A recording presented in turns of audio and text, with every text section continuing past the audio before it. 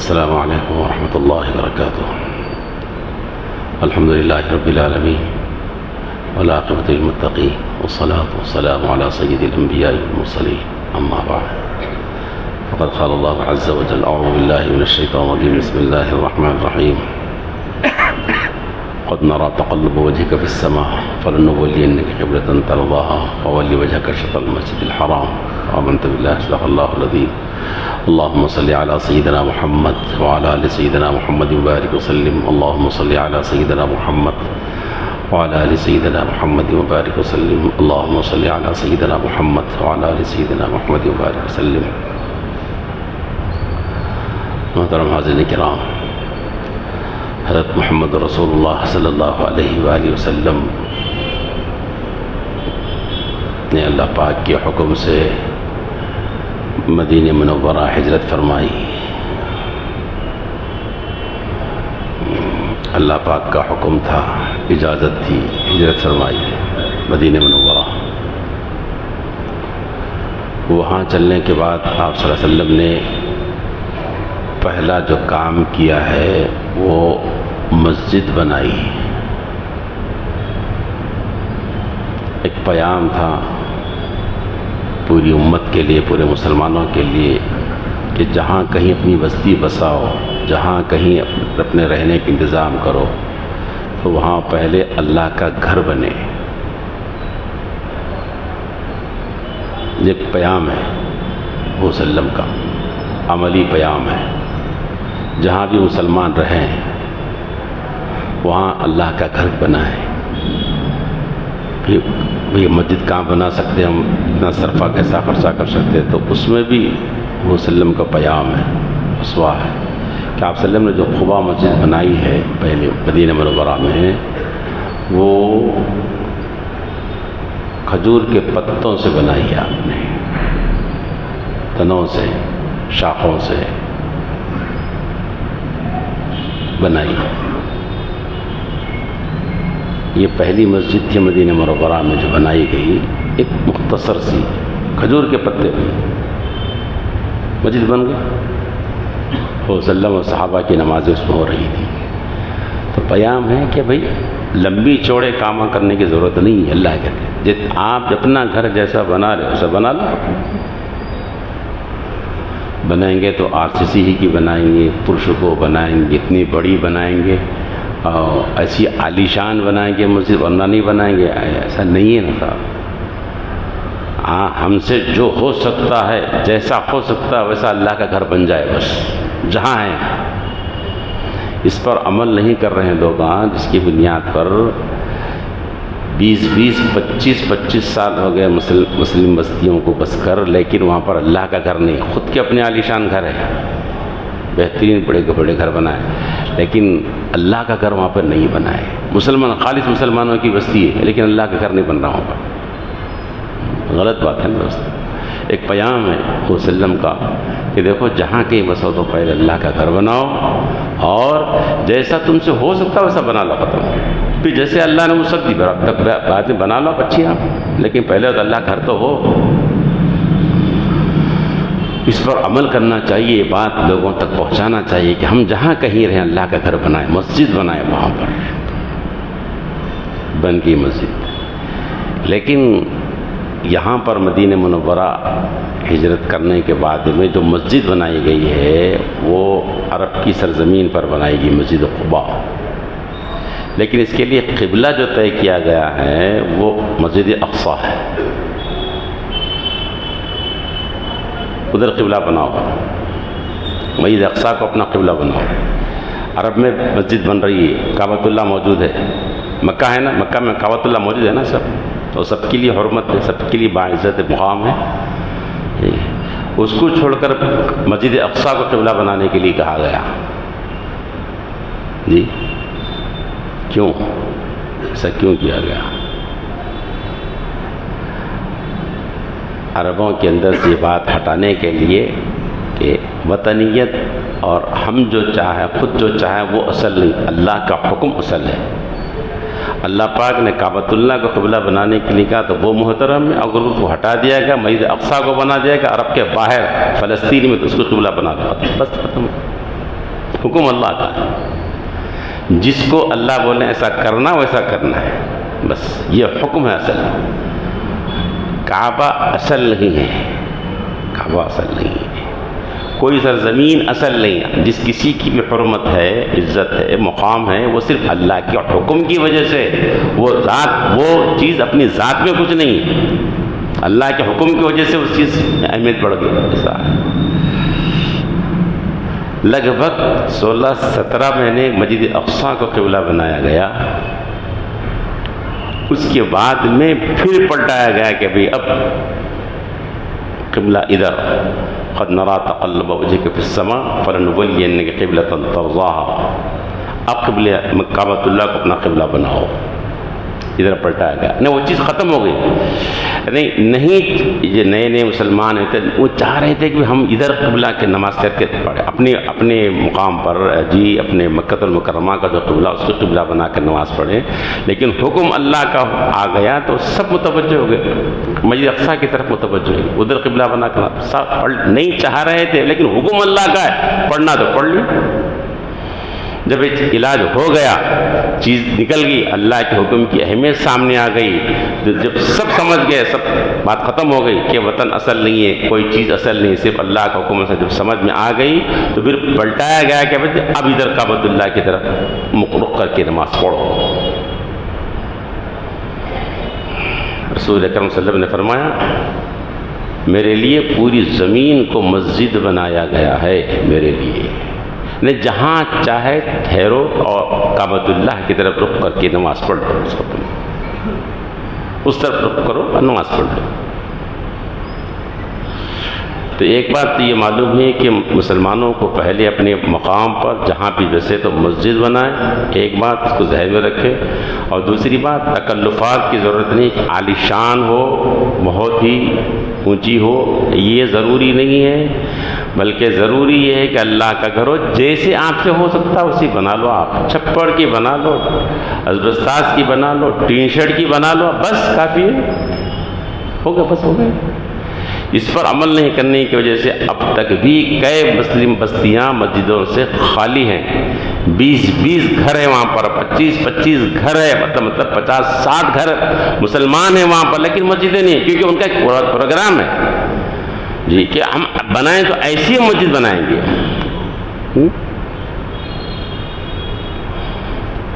اور جتنی ہو سکتی اتنی بنا لو، ختم ہوگی بات، جتنا ہو سکتا اتنا بنا لو، ختم، بڑی بنانے کی بھی ضرورت نہیں نا، ابھی 500 گز پہ نہیں، ضرورت نہیں نا۔ اس کے لیے کعبۃ اللہ مثال ہے، کعبۃ اللہ کی جب تعمیر ہو رہی تھی تو حلال پیسے سے تعمیر کی جا رہی تھی، کیا جا رہا تھا کعبۃ اللہ، تو پیسے کم پڑ گئے تو چھوڑ دیا حصہ اتنا، جو حتیم کا حصہ ہے نا وہی چھوڑ دیا، نہیں گنجائش نہیں تھی اتنا گہرا کرنے کی، گنجائش نہیں تھی، پیسے نہیں تھے، چھوڑ دیا، جتنی گنجائش تھی جتنا ہو سکتا بنا لیا مسجد، بس ختم۔ تو آج بھی کعبۃ اللہ جو ہے وہی ہے کہ بھئی حتیم کا جو حصہ کعبۃ اللہ ہی ہے، وہ کعبۃ اللہ ہے وہ، لیکن چھوڑ دیے، نہیں پیسے نہیں تھے، تو جتنا ہو سکتا کر لو کاموں کی بات، اس کو بھی ذہن میں رکھے ہم۔ ایک اور بات، مسجد کے بارے میں دو باتیں ہمارے سامنے آئی، اور ایک بات یہ بھی سمجھ میں آئے کہ بھئی اصل چیز اللہ کا حکم ہے، چاہے وہ کعبۃ اللہ کی طرف حکم ہو یا مسجد اقصیٰ کی طرف حکم ہو، بس حکم اللہ کا ہے تو اس پر عمل کریں گے ہم۔ کعبۃ اللہ کی تعمیر کے بارے میں کو معلوم ہے کہ اللہ پاک نے اپنے 2 نبیوں کے ذریعے سے اس مسجد کی تعمیر، کعبۃ اللہ کی تعمیر کرائی۔ اللہ پاک نے فرمایا وَإِذْ يَرْفَعُ إِبْرَاهِيمُ الْقَوَاعِدَ مِنَ الْبَيْتِ وَإِسْمَاعِيلُ، سیدنا ابراہیم اور سیدنا اسماعیل علیہ السلام دونوں نے کعبۃ اللہ کی دیواروں کو اٹھایا، انہوں نے تعمیر کی، یہ تو معلوم ہے ان کو۔ مسجد اقصیٰ کی جو تعمیر ہوئی وہ سیدنا داؤد علیہ السلام نے شروع کی ہے تعمیر کو، اور اس تعمیر کو انجام تک پہنچا حضرت سلیمان علیہ السلام نے۔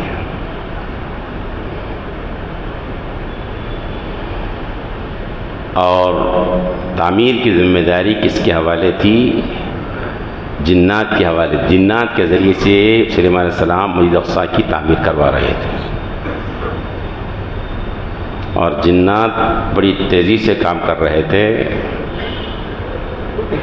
لیکن کام کی تکمیل سے پہلے حضرت سلیمان علیہ السلام کی موت کا وقت آ گیا. کیا کیا جائے؟ یہ ان کو دیکھ کر ان سے ڈر کر جنات کام کر رہے تھے، ڈرتے تھے. سلیمان علیہ السلام کو اللہ نے حکومت دی تھی، ہواؤں پر حکومت دی تھی، آپ جنات پر حکومت دی تھی، پرندوں پر حکومت دی تھی اللہ نے. ایک عجیب بات میں نے پڑھی، مفتی شفیع صاحب رحمۃ اللہ نے لکھا،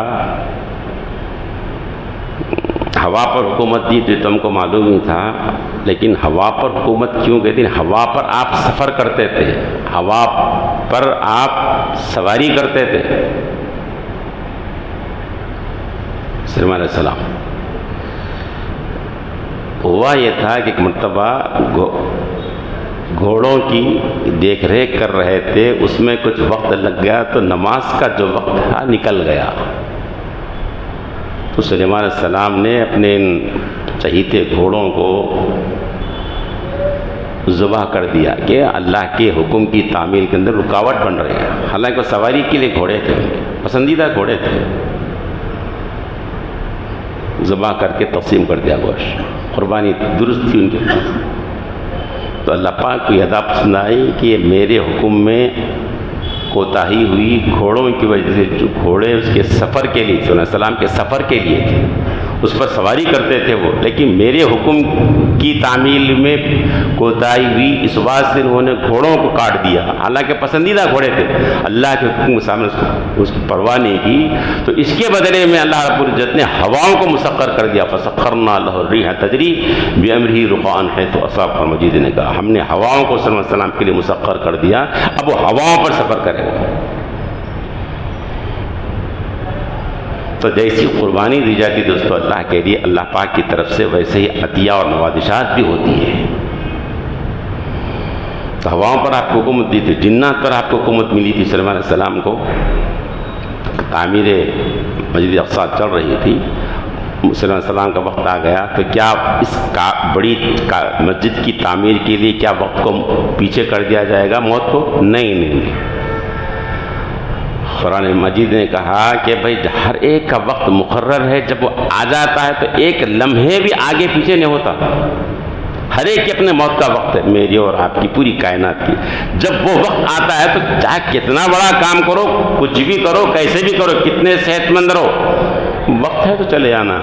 آپ نے سنا واقعات، آپ کو معلوم ہے کہ اسٹیج کے اوپر دلہا بیٹھا ہوا ہے، مسافہ کر رہا ہے، گلے مل رہا ہے. حیدرآباد کا واقعہ نا، گلے مل رہا ہے، مبارکبادیاں قبول کر، اسٹیج پر موت آ گئی.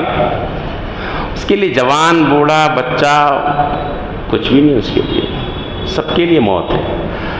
تو اب اگر موت آ گئی مقدر پہ، وقت مقرر پر، تو تعمیر مسجد اقصی کا مسئلہ رک جائے گا. تو اس کی ایک ترتیب بنائے گی. سلیمان علیہ السلام نے عصا لے کر اندر پہنچے، آئینے کا بنا ہوا ایک مکان تھا، اس کے اندر پہنچے. باہر سے اندر کے احوال نظر آتے تھے. عصا لے کر آپ ٹھہر گئے، جیسے عبادت کرتے تھے ویسا ٹھہر گئے. اور جنات دیکھ رہے ہیں، کام کرتے جا رہے ہیں، جنات دیکھ رہے ہیں، کام کرتے چلے جا رہے ہیں. موت آ گئی، عصا پر ٹھہرے. سلیمان علیہ السلام مجید کا قصہ ہے یہ. عصا پر ٹھہرے، جنات مسجد اقصی کی تعمیر کرتے چلے جا رہے ہیں، تعمیر کرتے چلے جا رہے ہیں. ان کو معلوم نہیں کہ یہ انتقال ہو گیا، ان کا نہیں معلوم ہے، ڈرے ہوئے کام کر رہے ہیں. کتنے دن لگے تعمیر کے اور بقیہ تعمیر کی تکمیل کے لیے؟ صلی اللہ علیہ وسلم کی دنیا کے جانے کے بعد 1 سال لگا. 1 سال تک آپ کھڑے ہوئے عصا پر. اللہ پاک نے فرمایا فلما قضینا علیہ الموت ما دلهم على موت الا دابة الارض تأكل من سأته فلما خر تبینت الجن ان لو كانوا يعلمون الغیب ما لبثوا في العذاب المہین.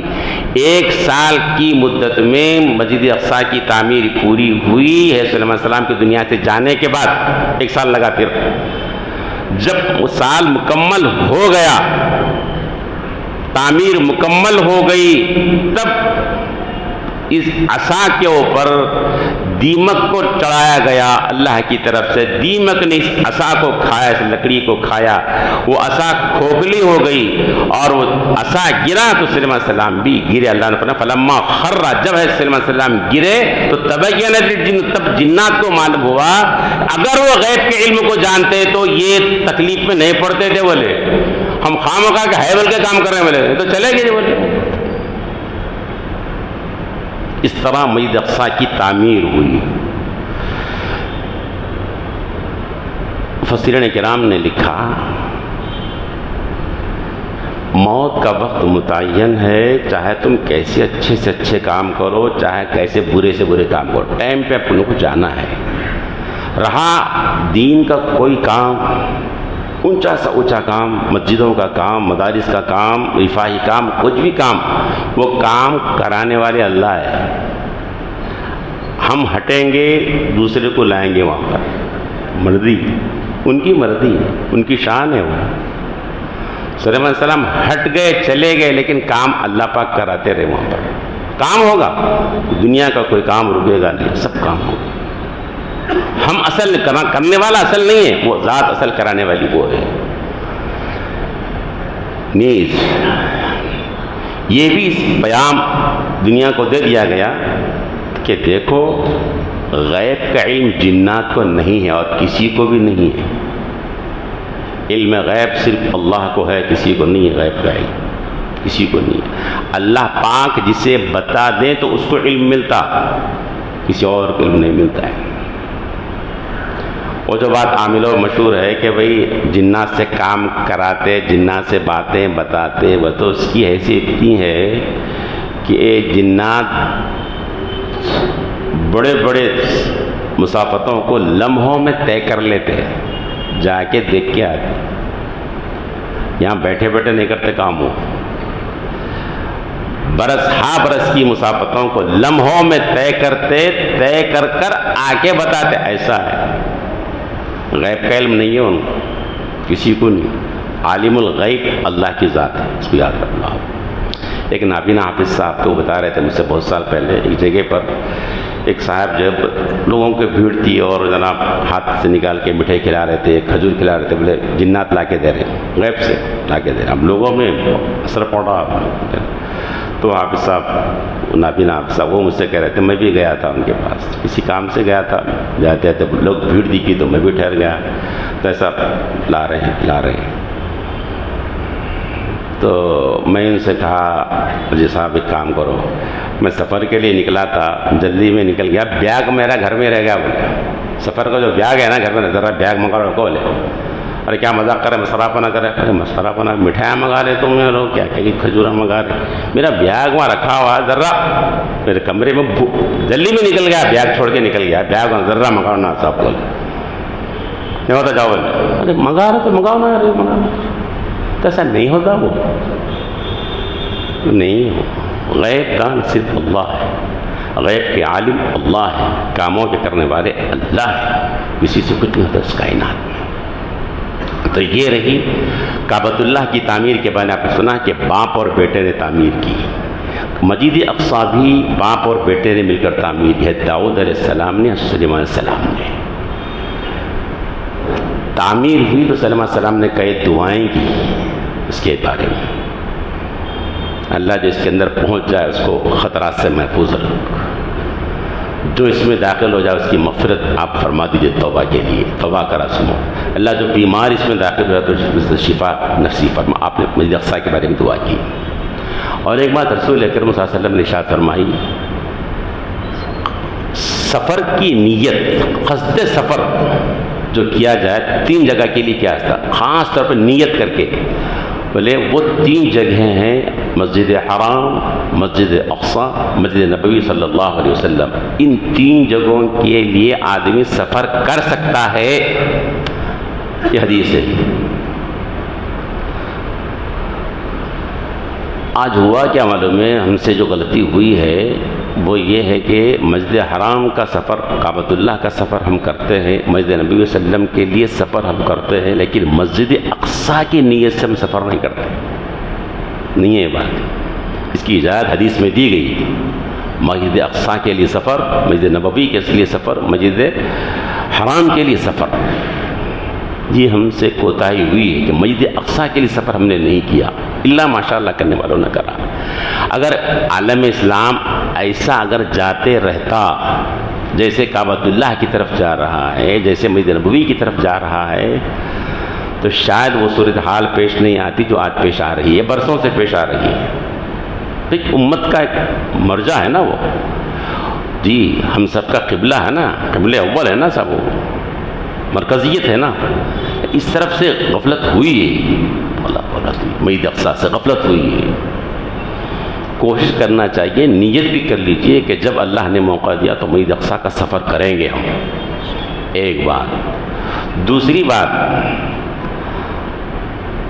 آج جو مسجد اقصیٰ میں اور فلسطین میں جو احوال پیش آ رہے ہیں، اس کے لیے میں نے اس پہلے بھی بات کہی ہے کہ تفسیروں اور سوشل میڈیا پر بات کرنے سے اور گفتگو کرنے سے زیادہ بہتر یہ ہے کہ ہم تہجد میں اٹھیں، اس کے لیے دعا کریں، تہجد میں اٹھیں ان کے لیے دعا کریں، تہجد کا اہتمام کریں اس کے لیے۔ اور حدیث میں آتا ہے کہ ختم قرآن کے بعد جب دعا کرتے ہیں تو اللہ دعا قبول کرتی ہے۔ یہ قرآن شریف پڑھیے، قلوب بالناس تک پہنچیے، دعا کیجیے، آپ قبول ہوتی دعا۔ گزشتہ ایک صاحب نے مجھ سے بتایا، بڑی خوشی ہوئی کہ 74واں قرآن شریف پورا ہوا، 74واں قرآن شریف مکمل ہوا، ماشاءاللہ اللہ کے بندے ایسے ہیں۔ اور ایک دوست نے مجھے کچھ دن پہلے بتایا، بڑے اصرار کے بعد بتا دی، وہ یہیں کی مسلی ہیں، وہ بتا رہے تھے مجھ سے، بہت اصرار پر بتایا کہ کتنا قرآن شریف کا معمول ہے، تو کہا کہ روزانہ 1 منزل کی تلاوت، اللہ قبول فرمایا۔ روز، حالانکہ عام آدمی ہے، وہ کوئی حافظ عالم نہیں ہے، یہیں کے آدمی ہیں، روزانہ 1 منزل کی تلاوت کرتے ہیں، ہر ہفتے میں قرآن شریف، بہترین ہے، قابل عمل ہے۔ اب ایسا پڑھیں، دعا کریں فلسطین کے لیے اور مسجد اقصیٰ کے لیے، اور جو خون خرابہ وہاں پر ہو رہا ہے اس کے لیے دعا کریں، بہترین کام ہے۔ اور رسول اللہ نے تو یہی کیا نا صاحب، قنوت نازلہ کیا، یہی تو ہے نا قنوت نازلہ میں، آپ نے قاتلوں کے لیے، فسادیوں کے لیے آپ نے بددعا فرمائی نا صاحب۔ آپ تہجد کا اہتمام کریں، قرآن شریف کے ختم پر دعا فرمائیں۔ ایک اور کام کیجیے، ہم سب کے ذمہ کام ہے کہ برا بھلا بولنے سے زیادہ اثر انگیز یہ ہے کہ ان کی جو مصنوعات ہے اس کا بائیکاٹ کر دیجیے نا صاحب۔ ان کی جو چیزیں ہیں نا، ان چیزوں کو مت لیجیے نا صاحب، مت ختم۔ جیسے مشروبات ہے، کیا کیا ہیں وہ آپ کو معلوم ہے، جو پینے کی جو کولڈ ڈرنکس ہے نا صاحب، وہ مت لیجیے، ان سے ان کی بائیکاٹ کا منسوخ کر دیجیے، مت بھی چھوڑ دیجیے آپ، بس ختم ہو۔ یہ جو خرید رہے ہیں وہ پیسہ ان کے پاس جا رہا، اور اس سے وہ جو بارود بنا رہے، جو میزائل بنا رہے، فلسطین پر اٹیک کر رہے ہیں وہ لوگ، پیسہ ہمارا اور انہیں پیسوں سے ہماری بھائیوں کی جان جا رہی ہے۔ یہ کام کر سکتے ہیں نا، دانت رگڑنے کا جو پیسٹ ہے کالگیٹ مت لیجیے، وہ کوئی اور استعمال کیجیے آپ، گاڑیاں ان کی بنی ہوئی مت لیجیے آپ، کافی ان کی ہے مت لیجیے آپ، بائیکاٹ کیجیے یہودیوں کا۔ بھائی باتیں کرنا، تفسیریں کرنا، سوشل میڈیا پر یہ کرنا، کوئی بات کام کیجیے نا صاحب، جو کام کرنے کیجیے نا آپ۔ جیسے آج غیر مسلم اقوام، دوسرے لوگ مغربی اقوام کسی دشمنی ہو تو کیا کرتے معلوم، پہلے اس کا کھاتہ منجمد کرتے، خیر اسلام میں اس کی اجازت نہیں ہے، کسی کے کھاتا بند کر دینا تو اس کی اجازت نہیں ہے، جس کے پاس ذاتی پیسے اس کو کھانا بند، وہ لوگ تو یہ جان ہے، ریڑھ کی ہڈی ہے، ہم یہ کر سکتے، ان کی مصنوعات کا بائیکاٹ کر دو آپ، اسرائیل کے مصنوعات کا بائیکاٹ کر دو، کیا کیا چیزیں ان کی، کافی ہے، ذرا مشروبات ہیں جی، دانت رگڑنے کی چیزیں ہیں، اور کیا کیا ہیں دیکھو آپ، مطلب ختم ہو گئی بات۔ جیسے دودھ ان کا بائیکاٹ ہو گیا، نکل گیا دودھ، ایک زمانے سے تحریک چلی ہے، اب نہیں پی رہے، لیکن اب جا کے خود ہی بول رہے ہیں کہ یہ دو یہ دو، وہ سب کیا کریں گے، سب نہیں رہ سکتے اس کے بغیر، چھوڑ دو اس کا۔ اگر اس کے بدلے میں دوسری کوئی چیز مل رہی، اپنی چیز لے لو، نہیں مل رہی تو چھوڑ دو، اس کو قصہ ختم کرو۔